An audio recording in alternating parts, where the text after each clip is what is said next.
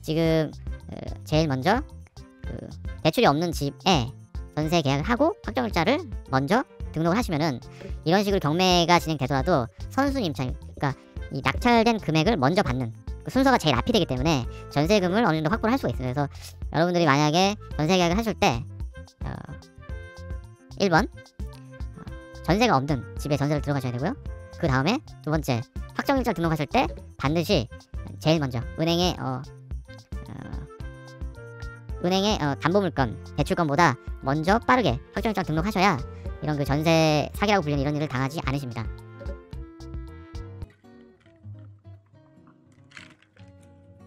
아 좋아. 안녕하세요 구독자 여러분, 오랜만입니다.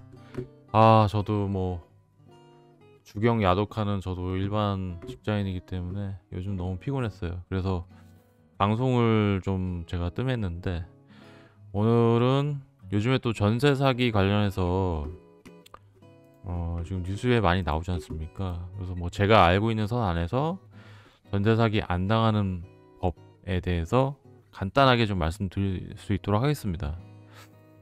그 부동산에 좀 관심이 있는 사람들 입장에서는 이게 거의 상식인데, 사실상 특히 뭐 20, 30대 이런 분들은 부동산 거래를 좀 안 해봤잖아요. 그래서 어떻게 보면은 이런 기본적인 내용을 모르기 때문에 지금 큰일을 겪는 부분도 있기 때문에, 제가 아는 범위 내에서 흔히 말하는 전세 사기, 그러니까 제가 느끼기에는 어떤 법의 허점을 이용하는 사람들한테 이제 사기당하지 않기 위한 그런 방법에 대해서 간략하게 설명을 드리겠습니다. 지금 일반적으로 지금 전세 사기 하는, 전세 사기라고 요즘에 나오는 내용들을 보면요, 되게 요런 패턴이에요. 그러니까 예를 들어서 지금 뭐 오피스텔 뭐 빌라 많지만은 예를 들어 아파트로 설명하겠습니다. 그 아파트가 가격이 시가 10억 원짜리가 있는데, 이 집주인 입장에서 은행 대출을 먼저 8억 원어치를 대출을 받고 전세 계약을 그 다음에 또 8억 원어치를 또 받습니다. 이거 불법 아니에요? 그러면은 집주인 입장에서는 10억짜리 아파트를 담보로 해서 지금 16억이 생겼죠, 그죠? 예를 들어서 16억 원이 이 캐시가 생겼단 말이죠. 16억 원 캐시가 생긴 그 돈으로 삼겹살 집을 차렸어. 그런데 이게 망해가지고 다 날렸어요. 그래서 이 집주인이 이 은행 대출을 이자를 못 갚는 지경에 이르렀다라고 하면, 은행 입장에서는 이 아파트 가격을 경매로 뭐 날린다는 표현도 쓰긴 하는데 경매에 집어넣습니다. 그래서 법원에서 경매를 진행을 해서 이제 낙찰가, 누군가 이제 낙찰을 받을 거 아니에요. 그 7억 원 그 낙찰가 그 가격의 돈을 이제 은행이 회수하는 뭐 그런 절차라고 보시면 됩니다. 그런데 지금 이 10억 원 담보 아파트를 통해서 16억 원의 어떤 현금을 확보를 하고, 이제 제가 아까는 그 사업을 진행을 해서 망한 케이스, 어쩔 수 없는 상황을 얘기를 했지만, 그게 아니고 아예 요거를 경매를 진행할 거를 염두에 두고 16억 원을 아예 갖고 가는 사람들은 악질이겠죠. 그러니까 실질적으로 법을 적용하는 부분은 의도를 갖건 갖지 않았건 뭐 동일합니다만, 이제 도의적으로 제가 전자 얘기했던 사업을 해서 망한 사람은 어쩔 수 없는 경우고, 그 후자 아예 계획을 하고 알려준 사람은 좀 악질이겠죠. 근데 이제 법적으로는 똑같습니다, 내용이. 그래서 그 은행에서 경매를 진행을 하는데 그 다음 단계가 중요한데요. 예를 들어서 낙찰가가 7억이에요.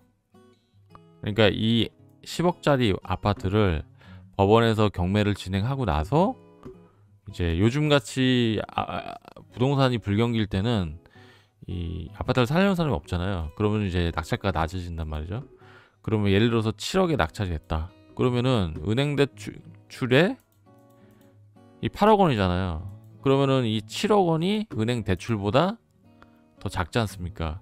그러면은 이 8억 원까지 모두 7억 원이니까 모두 은행에 차지가 되고 이 전세 계약 8억 원은 이제 없어져 버려요. 근데 이게 불법은 아니고 이제 그게 법입니다, 사실은. 그러니까 우선순위, 그러니까 낙찰된 금액을 받는 우선순위가 밀린 거죠. 근데 예를 들어서 낙찰가가 10억 원이다. 그러면은 일단 은행이 8억 원을 가지고 나머지 금액에서 전세금을 또 세입자가 가져가거든요. 그럼 나머지 2억 원만 갖고 가는 거고 결과적으로 임차인은 6억을 날리게 되는 거죠. 근데 이게 불법은 아니에요. 불법은 아닌데 이 법의 허점을 이런 집주인들이 이용을 하는 거죠.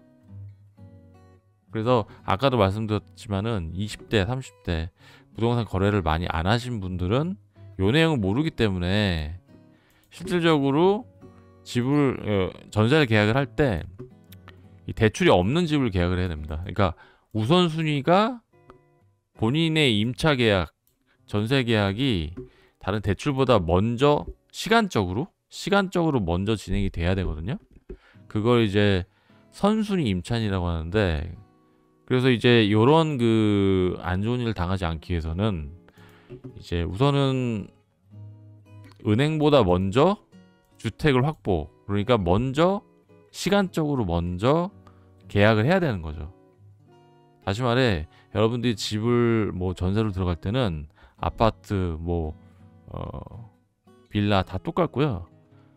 우선은 그 대출이 없는 집에 들어가셔야 되는 게 제일 안전합니다. 그래서 확정일자라고 하는 개념이 있는데 지금 제일 먼저 그 대출이 없는 집에 전세 계약을 하고 확정일자를 먼저 등록을 하시면은 이런 식으로 경매가 진행되더라도 선순위 임차인, 그러니까 이 낙찰된 금액을 먼저 받는 그 순서가 제일 앞이 되기 때문에 전세금을 어느 정도 확보를 할 수가 있어요. 그래서 여러분들이 만약에 전세 계약을 하실 때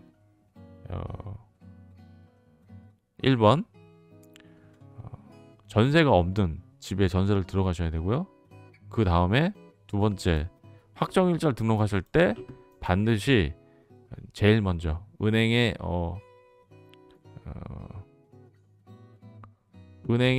담보물건, 대출건보다 먼저 빠르게 확정일자를 등록하셔야 이런 그 전세 사기라고 불리는 이런 일을 당하지 않으십니다.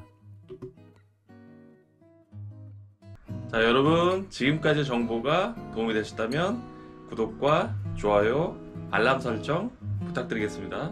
감사합니다. 안녕.